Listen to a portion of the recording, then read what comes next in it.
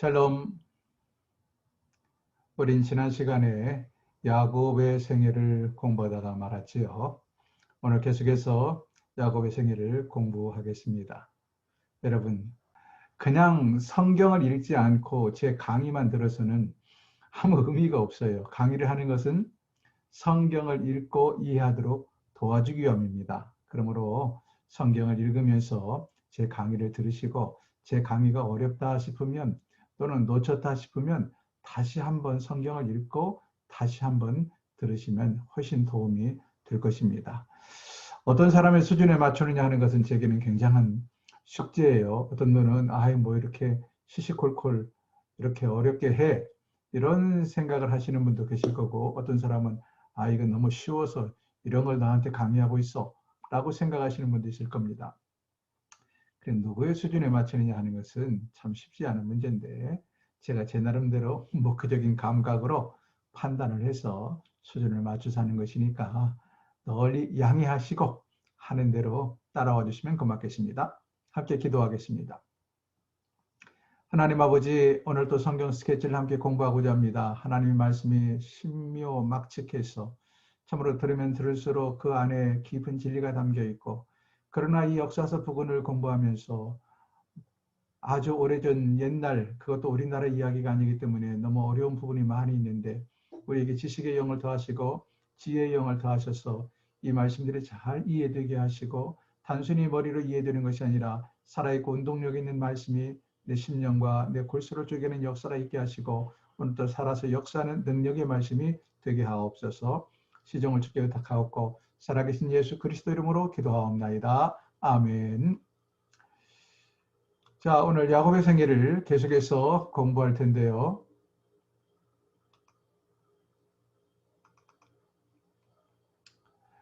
오늘은 31장부터 아마 공부하게 될 것입니다.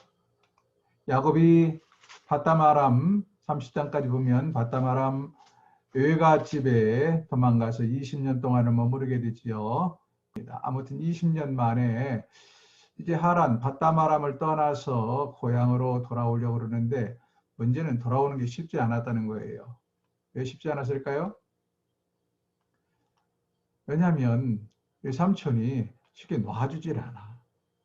이 삼촌과 뗄래야 뗄 수 없는 앙숙의 관계로 묶여 있는 거예요. 교묘하게 서로를 이용하면서 자신의 이득을 취하는, 야곱도 교묘한 사람이었지만 그 외삼촌도 만만치 않은 사람이었습니다.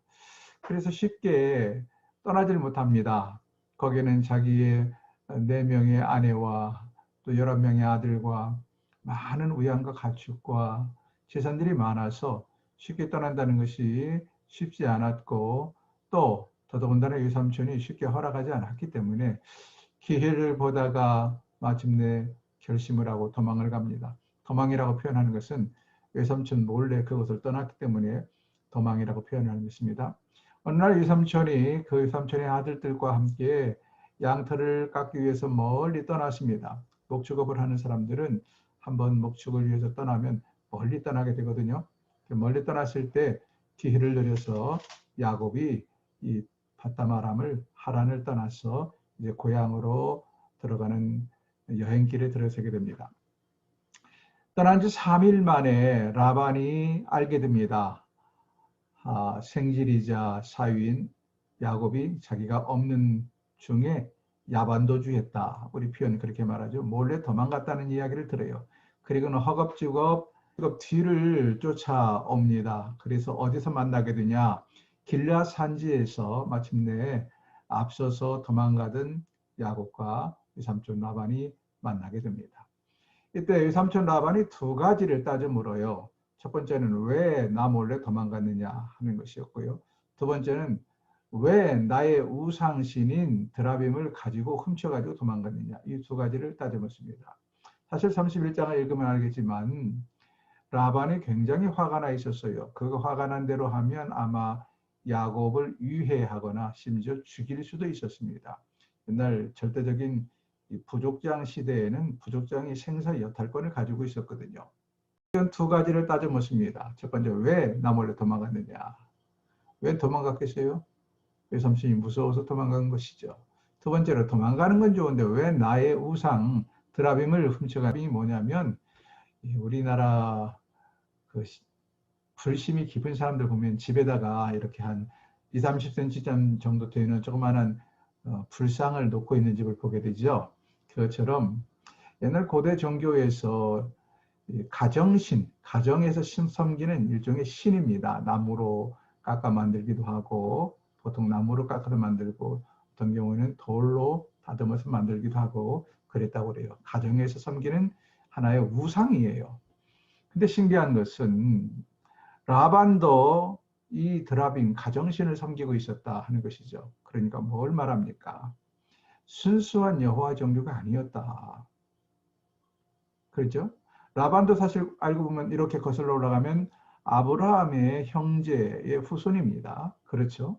그럼에도 불구하고 그들이 갈대아 우르에서부터 우상을 섬겼었고 또 갈대아 우르를 떠나서 바담 아람 지역의 하란에 아브라함과 함께 나왔는지 아브라함보다 늦게 나왔는지 뭐 정확하게 알 수 없지만 늦게 나왔을 가능성이 커요. 왜냐하면 처음에 나올 때는 아브라함과 그리고 조카 롯과 그리고 그의 아버지 데라만 나왔다고 써 있으니까 아마 나머지 아브라함의 형제들은 나중에 나왔을 가능성이 큽니다. 아무튼 아브라함의 형제의 후손들도 그렇게 갈대아 우르를 떠나서 바다마람 하란에 와서 살았음에도 불구하고 여전히 그 어떤 토속 종교의 색깔을 여전히 가지고 있었다.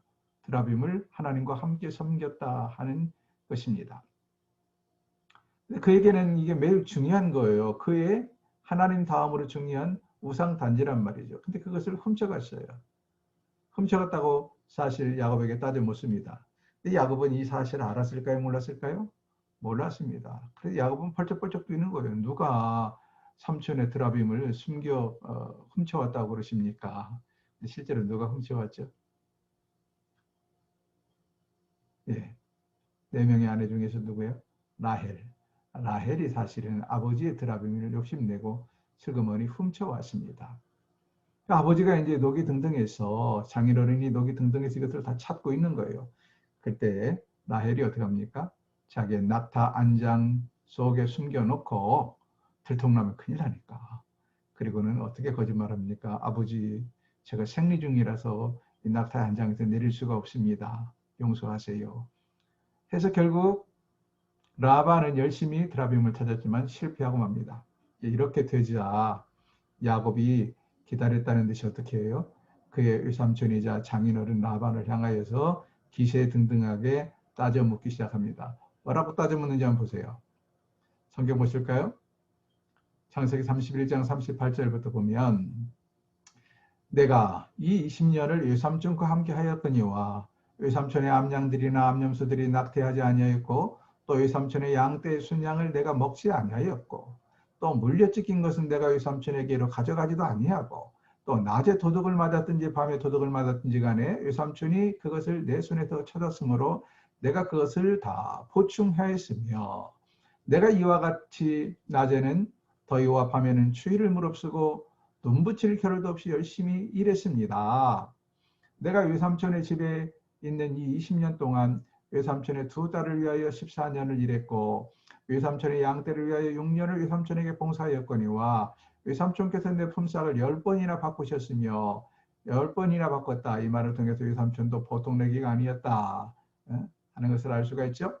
우리 아버지 하나님 아브라함의 하나님 곧 이삭이 경유하는 이가 나와 함께 계시지 아니하였더라면 쉽게 말하면 하나님이 나와 함께 하지 아니하였더라면 이 말이죠. 외삼촌께서 이제 나를 빈손으로 돌려보내셨으리다마는 하나님이 내 고난과 내 손의 수고를 보시고 어젯밤에 외삼촌을 책망하셨나이다. 어젯밤에 전사들을 통하여 꿈속에서 책망했다. 이 말이죠.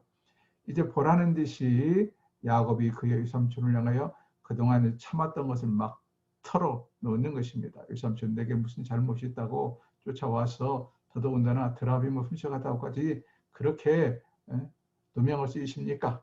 보십시오. 내가 뭘 잘못했습니까? 하면서 마구마구 따져 묻는 것입니다. 이런 일이 있은 다음에 결국 라반이 어떻게 합니까? 민망하게 된 거예요.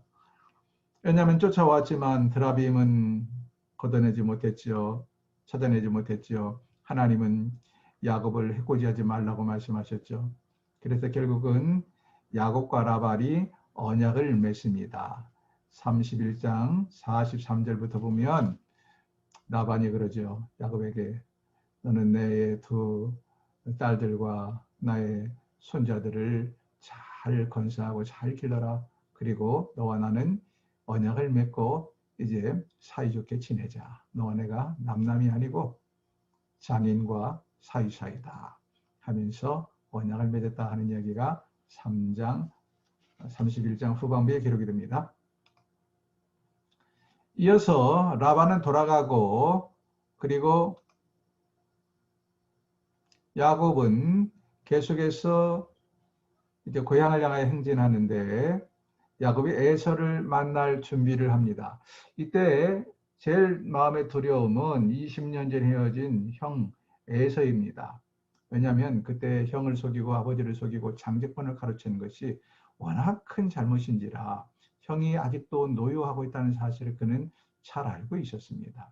더더군다나 첩부에 의하면 형이 400명이나 되는 자기 하숙들을 데리고 자기를 지금 영접하려고 하는 것은 사실 아니고 해치려고 오고 있다는 정보를 얻게 됩니다. 그러자 야곱이 얼마나 두려웠겠어요.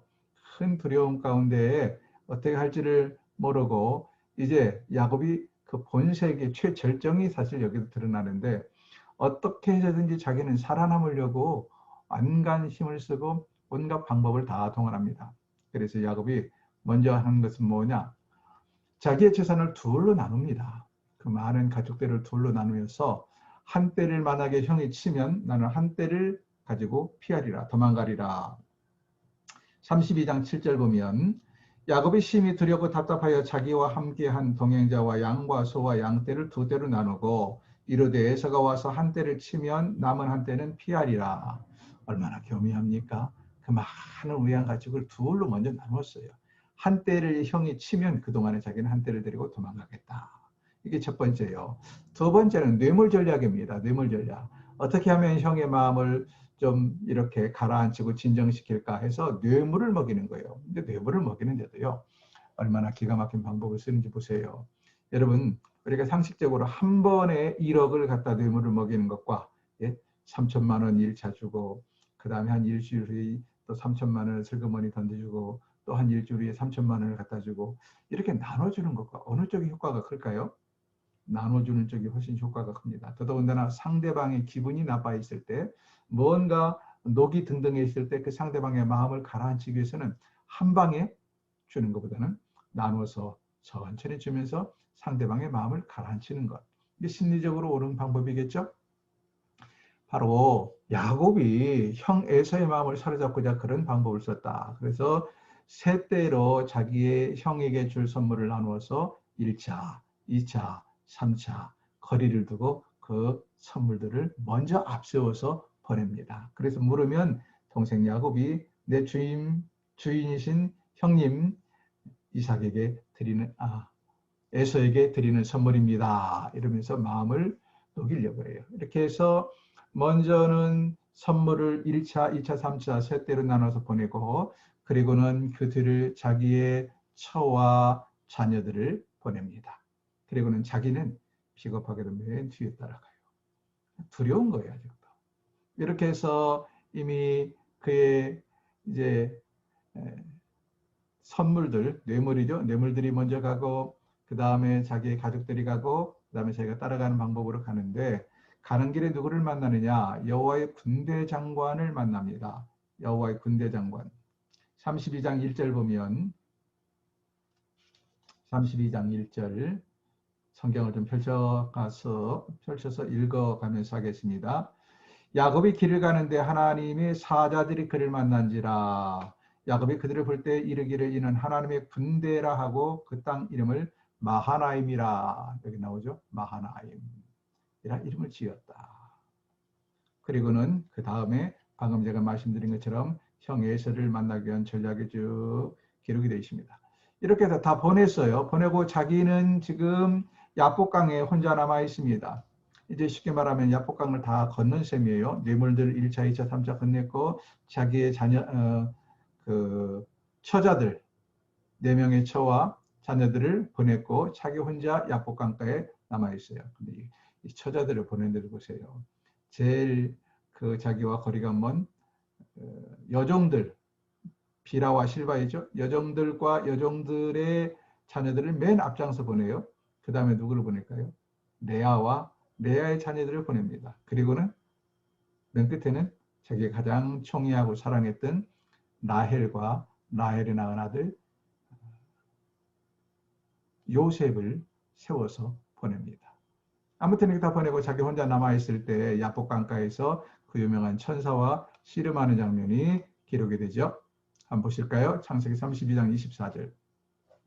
야곱은 홀로 남았더니 어떤 사람이 날이 새도록 야곱과 씨름하다가 자기가 야곱을 이기지 못함을 보고 그가 야곱의 허벅지 관절을 치매 야곱의 허벅지 관절이 그 사람과 씨름할 때 어긋났더라. 그가 이르되 날이 새려 하니 나로 가게 하라. 야곱이 이르되 당신이 내게 축복하지 아니하면 가게 하지 아니하겠나이다. 그러자 결국 이 천사가 어떡합니까? 내 이름이 뭐냐? 야곱이니이다. 이제는 이스라엘이라 하라. 이름을 거기서 바꿔줍니다. 이름을 바꾼다는 것은 하나님께서 그를 완전히 새로운 사람으로 만들어 가겠다라는 의지의 표현이고 사실 야곱은 야복 강가에서 하나님을 만난 뒤로 사람이 변하기 시작합니다. 그래서 그 교만하고 욕심 많고 속임수 많은 야곱에서 이제는 이스라엘로 이름이 바뀌는 것을 보게 될 것입니다. 그 다음 33장으로 넘어가면 33장에 가면 숫곳에서 이제 33장에서 야곱과 에서가 20년 만에 회후하게 되죠. 근데 하나님께서 이 야복 강가에서 만난 사건 이후로 에서의 마음을 감동시켜서 에서로 하여금 또 동생을 그냥 맞이하도록 합니다. 그래서 야곱과 에서가 20년 만에 눈물의 상봉을 하며 서로가 용서하고 끌어안는 모습을 보게 돼요. 에서가 그때 세일산 부근에 살고 있었는데 나와 함께 건너가자라고 말할 때 야곱이 뭐라고 말합니까? 형님, 나는 너무 지쳤고 우리 양들도 너무 지쳐 있습니다. 먼저 가시면 제가 뒤따라가서 형님과 그리고 내 가족들을 데리고 형님을 찾아뵙도록 하겠습니다. 이렇게 말하는 것을 볼 수가 있죠.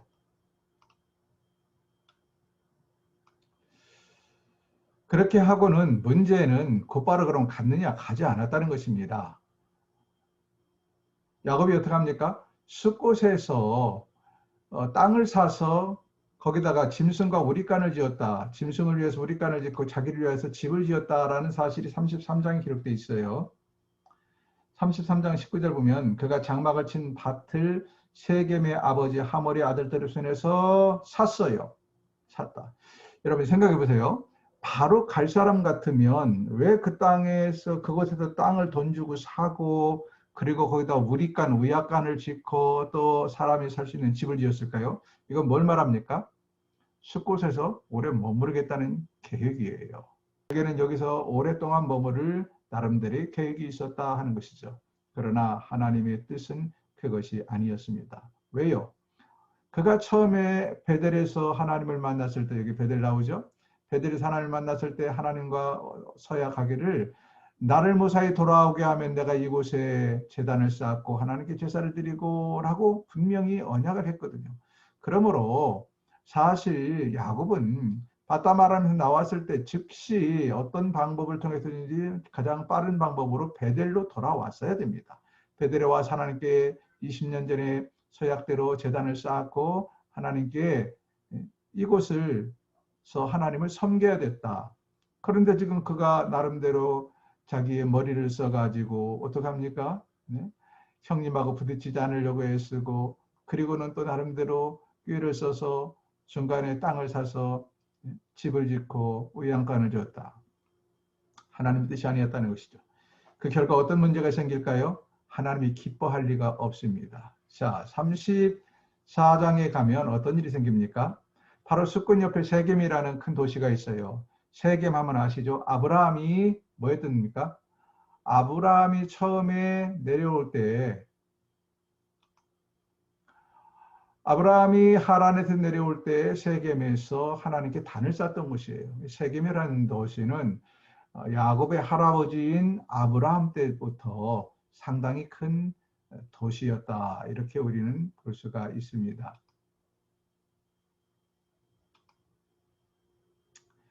근데 이 세겜에 그러니까 일찍 성읍이 만들어지고 사람이 살았다는 것은 그곳에 타락한 문화들이 함께 자리를 잡았다라는 이야기이기도 해요.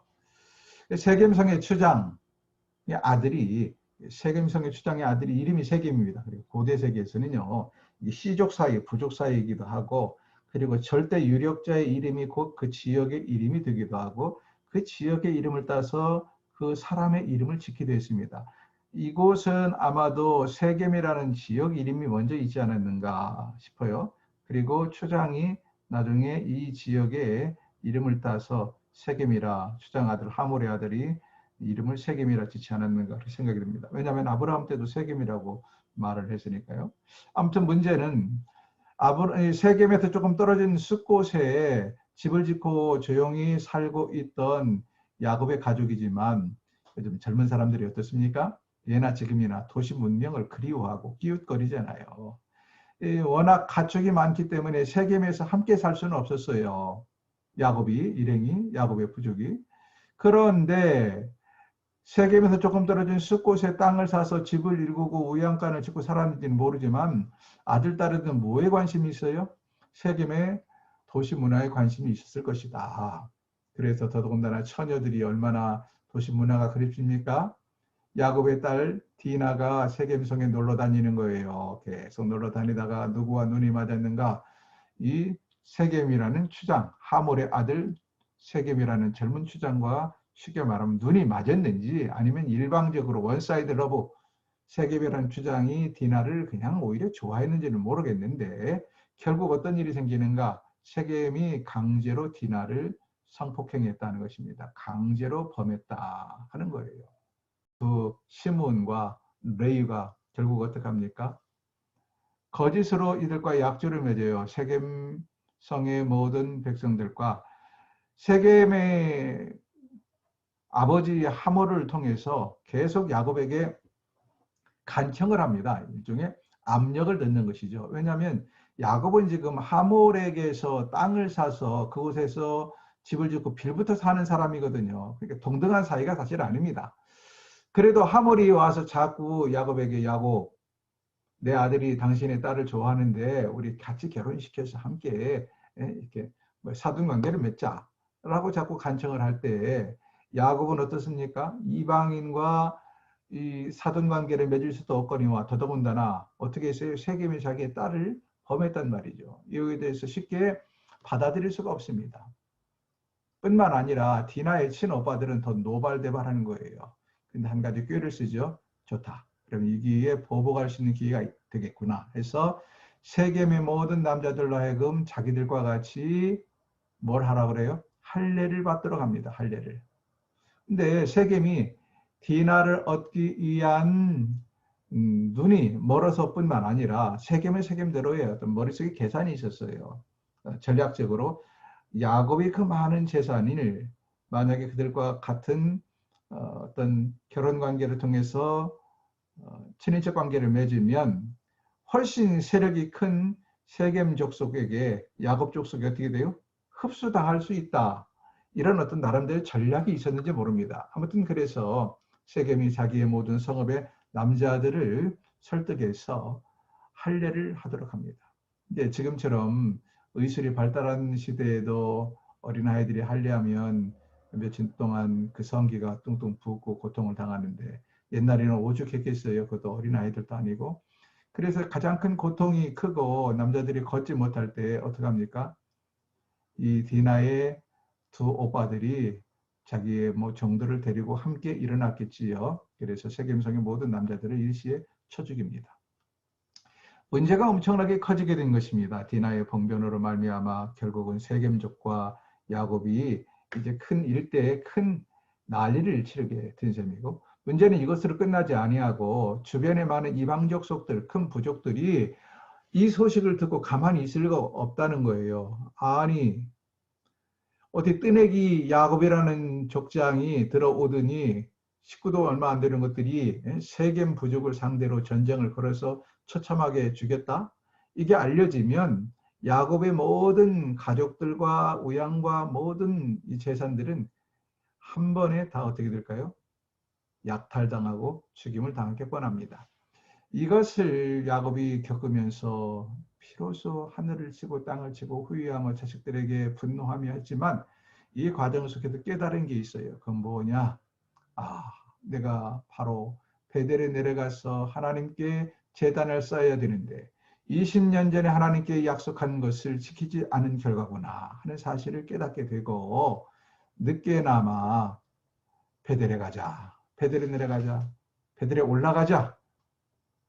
35장 3절을 보세요. 우리가 일어나 베델에 올라가자. 내 환난 날에 내게 응답하시며 내가 가는 길에서 나와 함께 하신 하나님께 내가 거기서 제단을 쌓으리라 하노라. 이거 이제야 생각한 겁니다. 여러분, 이게 바로 20년 전에 하나님과 베델에서 언약을 맺었고 하나님께서 그를 하란에서 부자가 되고 건강하게 안전하게 돌아오게 하셨으니 이제 해야 할 일은 뭡니까? 베델에서 야곱이 즉시로 베델에 와서 하나님께 제단을 쌓고 여호와 하나님을 찾는 것입니다. 근데 이 일을 하지 않고 나름대로 꼼수를 부리다가 엄청난 일을 당하게 된 것이에요. 그리고 나서 뒤늦게 깨닫고 이제사 어떻게 해요? 자녀들에게 베델로 올라가자. 거기서 내가 하나님께 제단을 쌓으려 하노라. 20년 전에 하나님과 언약한 것을 지키려 한다라고 깨닫게 됩니다. 그 다음 36장 가면 베델에서 단을 쌓고 베들레헴으로 내려가다가 베들레헴의 지명 옛 이름이 에브랏입니다. 에브랏. 그래서 성경 예수님의 탄생 기록을 봐도 베들레헴 에브라다야라죠. 에브라다, 에브라다, 에브랏, 베들레헴 다 같은 지역입니다. 이 에브랏으로 가던 도중에 라헬이 두 번째 아이를 출산을 하게 돼요. 두 번째 아들 이름이 베냐민이죠. 근데 두 번째 아들을 낳다가 결국 라헬은 죽고 맙니다.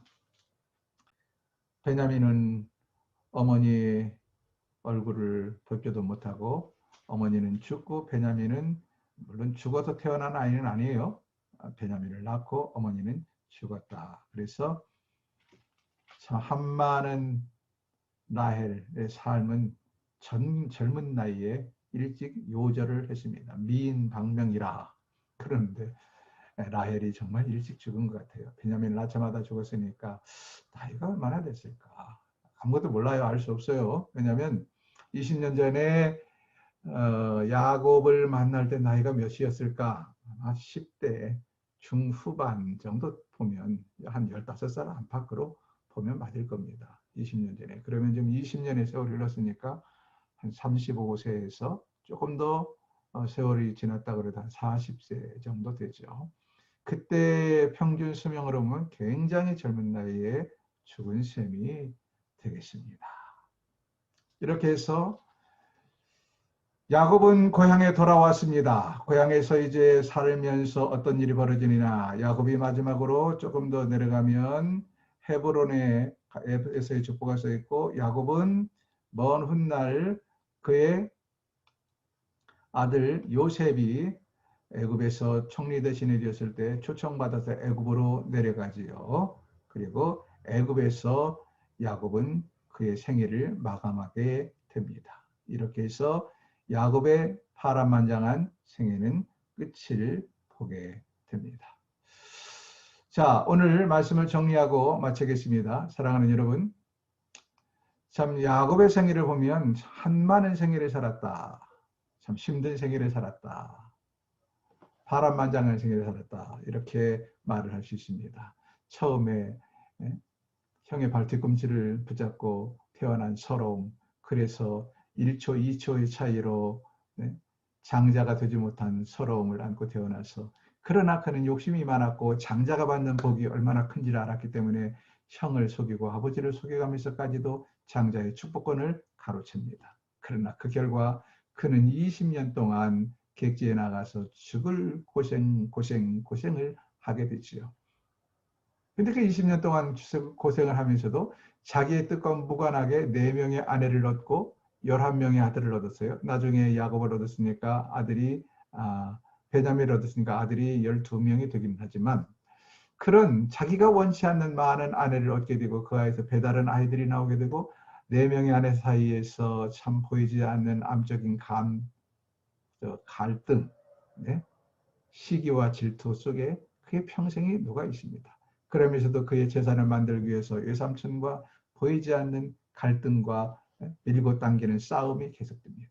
내려오다가 그는 천사와 씨름해서 환도뼈가 부러지는 정말 큰 고통을 안고 그 이후로 사실은 환도뼈가 정확하게 어딘지 모르지만 이게 엉치뼈 어디 부분이거든요.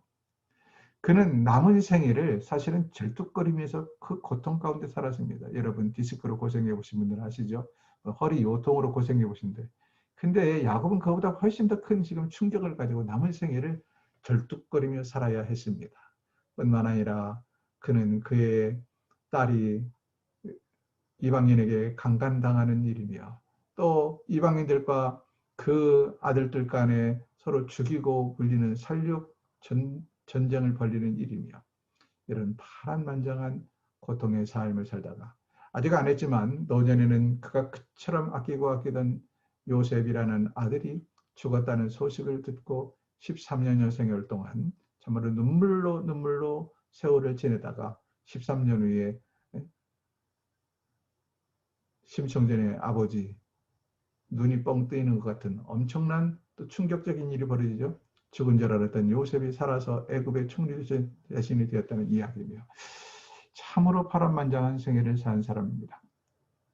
사랑하는 여러분, 이 복이 뭘까요? 하나님께서 우리를 어떻게 빚어갈지 아무도 모릅니다.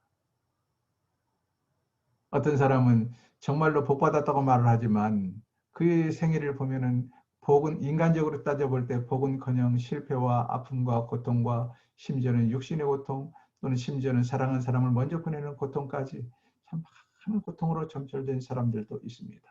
그러니까 예수를 믿고 세상 사람들 예수 믿으면 다 복 받는다고 말하지만 세상 사람들이 말하는 복을 우리가 다 받는 건 아니에요. 진정한 복을 받아요. 우리는 다 예수 믿고 복을 받은 사람들입니다. 가장 근본적으로는 영원한 천국에 들어갈 수 있는 자격증을 가진 사람들, 천국에서 눈 떠서 우리 주님과 함께 영원히 사는 복을 누린 사람들. 뿐만 아니라 이 땅 살면서도 우리 하나님께서 우리에게 필요한 것들을 공급하시고 우리의 삶을 지키시고 인도하시는 복도 누립니다. 그러나 이 땅의 소리가 원하는 모든 것을 얻어 누리는 것도 아니고요. 세상 사람들이 말하는 것처럼 그런 기복적인 것이 우리에게 들어오는 것도 아닙니다. 오히려 예수를 믿었더니 세상 사람들보다 더 손해를 볼 때도 있고 핍박을 받을 때도 있고 심지어는 더 많이 몸도 아프기도 하고 실패를 더 많이 하기도 합니다. 그러나 여러분 이런 생애를 통하여 결국 야곱이 지나가면서 그의 파란만장한 생애를 살면서도 하나님을 점점 더 붙잡고 의지하며 성숙한 삶을 살아갔던 것처럼 그래서 이제는 속이는 자 야곱이 아니라 하나님과 교류에 이겼다는 이스라엘이 된 것처럼 우리가 세상 사람들이 볼 때는 볼품없는 인생을 살지 모르지만 우리야말로 하나님의 진정한 복을 받은 사람들입니다. 세상 사람들이 말하는 복으로 우리의 복을 따지지 마십시다.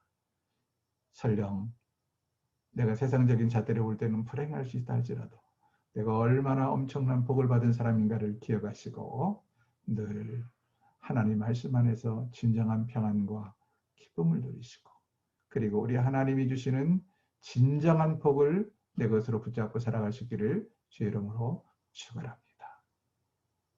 오늘은 여기까지 하겠습니다. 다음 시간에는 야곱 일부와 그리고 그의 아들 요셉의 생애에 대해서 함께 공부하겠습니다. 샬롬.